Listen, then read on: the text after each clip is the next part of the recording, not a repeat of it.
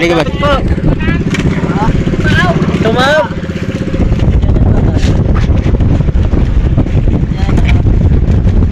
Yung ka na. Kuya Pabyo, nahigit na. Para nahigit. Nahigit na Kuya Pabyo. Saan po ba kayo resort? Isang resort po kayo? Isang resort po kayo? Isang resort?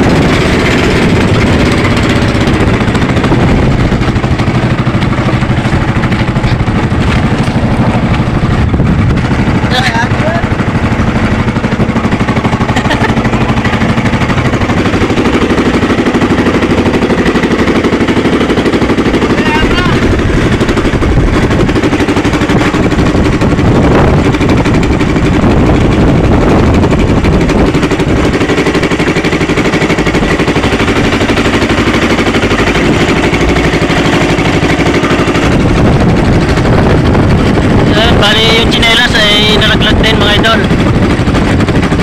Inihabol ni Igan, ni Agang Antoy.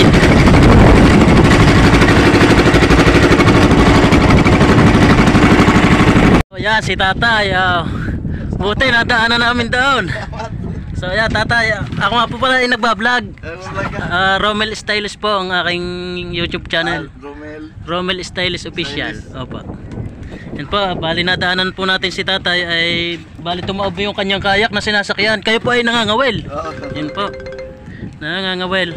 Buti na lang napadaan tayo mga idol. At sige po, welcome po. Ingat po sa susunod, Tay. Sige po, at may natawag lang po. Official po.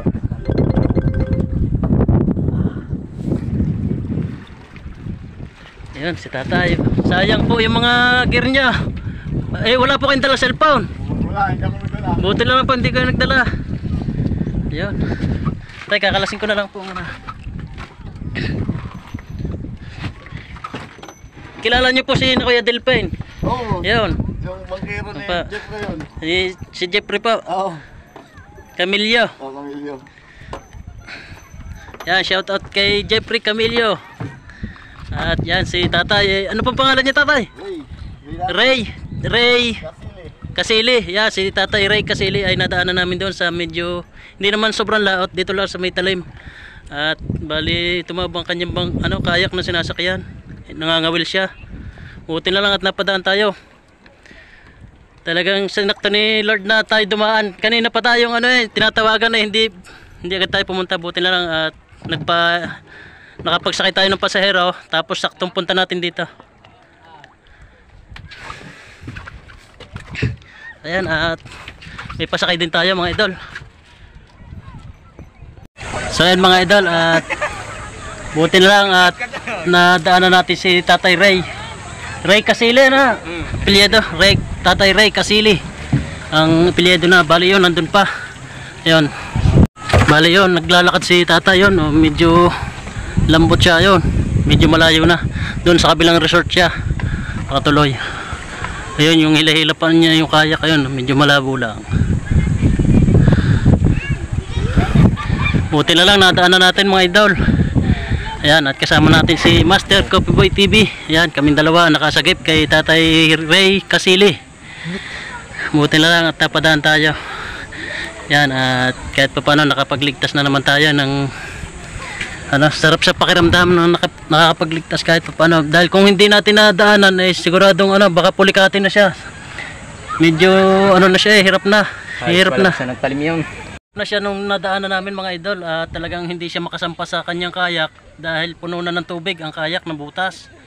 Tapos yung mga kanyang fishing gear ay hindi na rin na yan na ano, na bitawan na, pati yung mga yung kanyang red ba ano, yung eyeglasses mga idol, yung ano may grado na salamin eh hindi na rin niya nakuha at nalaglag na din. Kaawa naman, buti na lang at napadaan tayo dito. Doon sa may laot, ay ano ng talim, medyo malaot na. Ayan, shout out kay Tatay Ray. Ayan mga idol, at may natawag lang.